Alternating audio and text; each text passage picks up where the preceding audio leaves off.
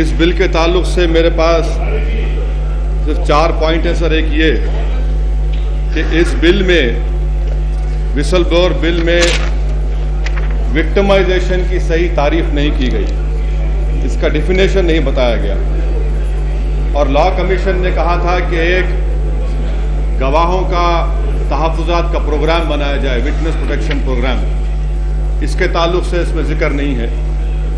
دوسری بات سر, جو غلط کمپلین دیتے ہیں, غلط شکایت کرتے ہیں کسی حکومت کے ملازم کے خلاف, تو لا کمیشن کی سفارشات میں تھا کہ ان پر جرمانہ عائد کیا جائے, اس کا بھی اس میں ذکر نہیں ہے.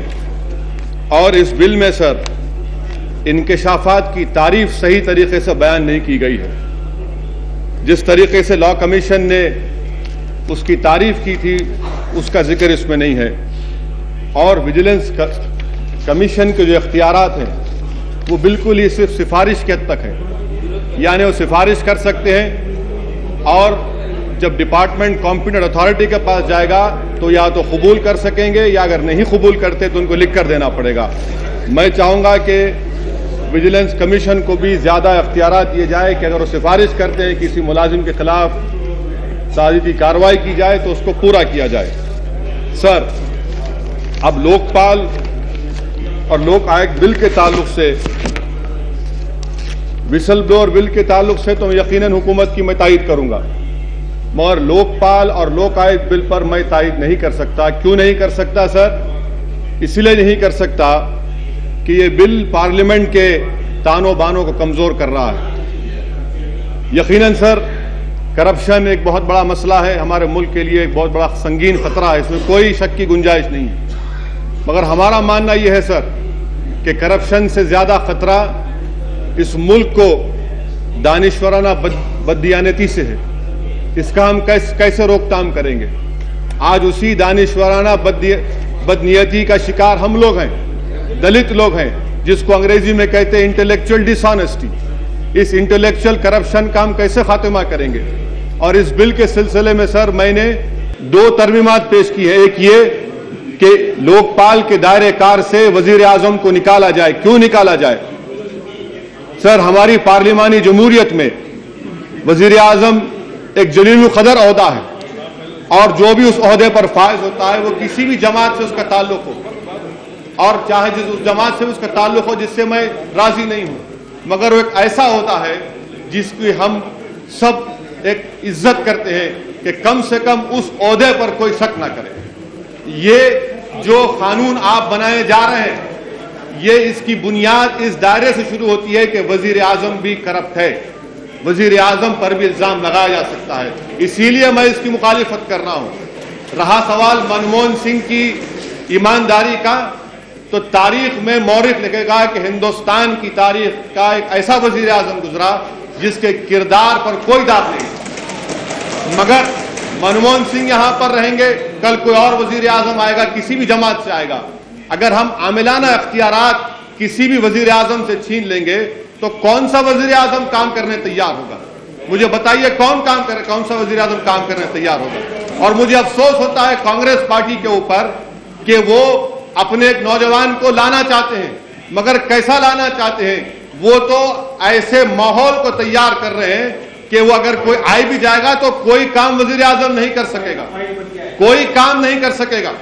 دوسری ترمیم سر میں نے جو اس بل کے تعلق سے پیش کی ہے وہ یہ ہے کہ کسی ایم پی کے خلاف 7 سال کی لیمیٹیشن پیریڈ دی گئی ہے.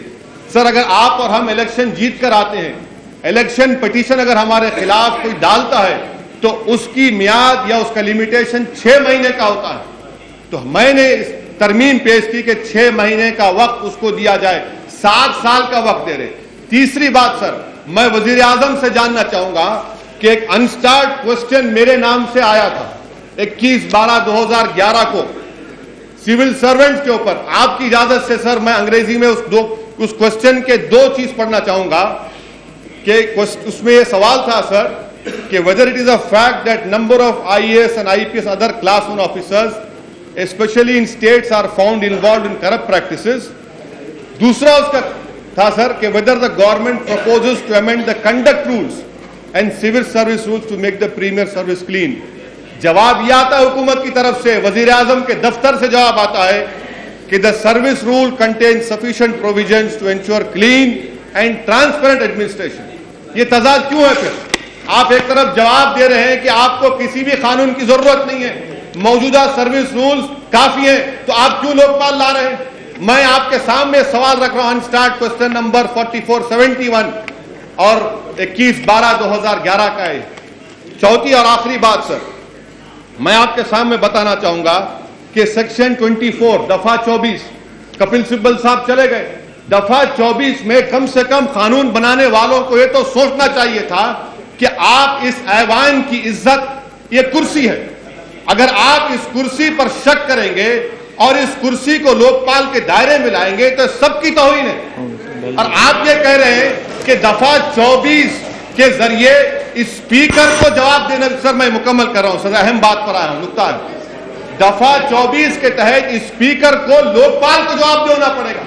مجھے یاد ہے سر, اسی کرسی پر پچھلی پارلیمنٹ میں سومناتھ چٹرجی بیٹھے تھے, سپریم کورٹ کا ایک مسئلہ آیا تھا کہ سپریم کورٹ نے جواب پوچھا اسپیکر سے, تو سومناتھ چٹرجی نے اس ایوان میں ایک سینس آف ہاؤس دے کر کہا کہ میں جواب نہیں دوں گا.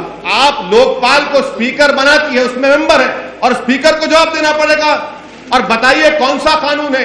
اگر میں بحیثیت ایک MP میرے خلاف چارج شیٹ فائل ہوتا ہے تو میں الیکشن لڑ سکتا ہوں, مگر آپ یہ کہہ رہے ہیں کہ نہیں, اگر چارج شیٹ فائل ہوگی تو اسپیکر مجبور ہوگی میرے خلاف ایکشن لینے کے لیے. تو یہ کون سا قانون آپ بنانے جا رہے ہیں؟ آخری اور اہم بات سر, یہ بہت ہی اہم مدعا ہے جس کو حکومت بھول گئی ہے. دفعہ 14H میں یہ بات لکھی گئی ہے کہ جو کوئی بھی لوگوں سے چندہ لیتے ہیں ان کے اوپر بھی لوک پال آئے گا, جو باہر سے پیسہ منگواتے ہیں. اور میں بات اس لیے کہہ رہا ہوں سر کہ میں جانتا ہوں کہ ایسے کئی دینی مدرسے ہیں مسلمانوں کے جن کے پاس قانون کا پرمیشن ہے, آپ یہ کہہ رہے ہیں کہ وہ بھی لوک پال میں آئیں گے. آپ ایک تنازع کھڑا کر رہے ہیں یہاں پر. آنے والے انتخابات جو ریاست میں ہونے والے ہیں, میں آپ سے صاف اور واضح طور پر کہہ رہا ہوں وزیر اعظم صاحب کہ دینی مدرسوں کے ذمہ دار اس کے خلاف احتجاج کریں گے کہ آپ ان کو بھی شک کے دائرے میں لا رہے ہیں. جب آپ پرمیشن دے رہے ہیں, حکومت کے پورے اختیارات آپ کے پاس ہیں, اس کے باوجود بھی آپ کر رہے ہیں. آخری پوائنٹ سر, مائنورٹیز کے, میں ختم کر رہا ہوں سر, مائنورٹیز کو لوک پال میں ان کا حصہ دینے کا. معزز قائد اپوزیشن نے کہا کہ ہمارے ملک میں کئی مسلمانوں کو صدر جمہوریہ کے عہدوں پر فائز کیا گیا. میں آج صاف اور واضح طور پر اس ایوان سے کہنا چاہوں گا کہ مسلمانوں کو اب کسی مسلمان صدر جمہوریہ کی ہرگز ضرورت نہیں ہے. آپ ہم کو نوکری دیجئے, آپ ہم کو تحفظات دیجئے, آپ ہم کو زندگی کا تحفظ دیجئے. یہ صدر جمہوریہ کے عہدے سے ہم کو فائدہ ہونے والا نہیں ہے. ہم کو ایک چپراسی کی نوکری نہیں مل سکتی. کھلونے دے کر, جسے شاعر نے بڑا اچھا کہا سر یہاں پر کہ تمناؤں میں الجھا گیا ہوں, کھلونے دے کر دل بہلایا گیا ہوں. آخر کب تک آپ کھلونے دے کر ہمارا دل بہلائیں گے؟ اور رہا سوال کہ ملک ٹوٹے گا اگر مائنورٹیز کو دیں گے. کیا 19% آبادی اس ملک کو اگر آپ نمائندگی نہیں دیں گے لوک پال میں, تو پھر یہ کون سا لوک پال ہوگا؟ کون سا, میں ختم کر رہا ہوں, میں ختم کر رہا ہوں کہ کون سا لوک پال ہوگا؟ کہاں کیا ملک مضبوط نہیں ہوگا؟ سر میں ریزرویشن دور کی بات, ہم اس ناانصافی کے ساتھ زندہ نہیں رہ سکتے. ارے جو لوگ آج ملک توڑنے کی بات کر رہے ہیں, کہاں تھے وہ لوگ جب ہم نے ریشمی رومال کی تحریک شروع کی؟ کہاں تھے وہ لوگ؟ ارے ہم علامہ فضل خیر آبادی کے جانشین ہیں. کیا آج ہم سے کہتے ہیں کہ ریزرو مسلمان اگر ہونا جرم ہے اس ملک میں؟ کیا ہم اس ملک میں دوسرے نمبر کے شہری ہیں کہ تحفظات ہم کو نہیں دیے جا سکتے؟ ارے آج اس ملک کی حقیقت یہ ہے سر کہ 80-75% ہندوؤں کو تحفظات مل کر مسلمانوں کو 3% ملتا احتجاج ہوتا ہے. ایک خیرات, ہم کو خیرات نہیں چاہیے سر, ہم کو حکومت سے اپنا حق چاہیے. اسی لیے میں آپ سے اپیل کروں گا آخر میں کہ میں یہ لوک پال اور لوکایت بل کا ساتھ نہیں دے سکتا. وزیر اعظم صاحب, آپ کشن بابو راؤ کو زیادہ اہمیت مت دیجیے. یہ بہت کشن بابو راؤ نے بہت ڈرامہ کر لیا. قانون تو یہ بننا چاہیے کہ اگر ہندوستان میں کوئی بھوک ہڑتال کرے گا تو آپ ایک قانون بنائیے کہ اس کے ساتھ ایک ڈاکٹر ہوگا جو روز اس کا وزن دیکھے گا کہ وہ کیا کھا رہا ہے, کیا پی رہا ہے. ایک مذاق بنا رہے ہیں. 2009 میں ایسی ہوا, 2009 دسمبر میں بھوک ہڑتال کی گئی آندھرا پردیش میں. آپ نے فیصلہ لیا اور فیصلہ آپ نے لیا, بھگت رہے ہمیں. भुगत रही है, आंध्रा की आवाम भुगत रही है। आखिर कब तक आप दबाव में आएंगे? इसलिए मेरी गुजारिश है कि आप ऐसे ब्लैकमेलिंग से सकम मत होइए, आप हुकूमत करिए रोब के साथ, और इस बिल की मैं तारीफ नहीं कर सकता सर। शुक्रिया।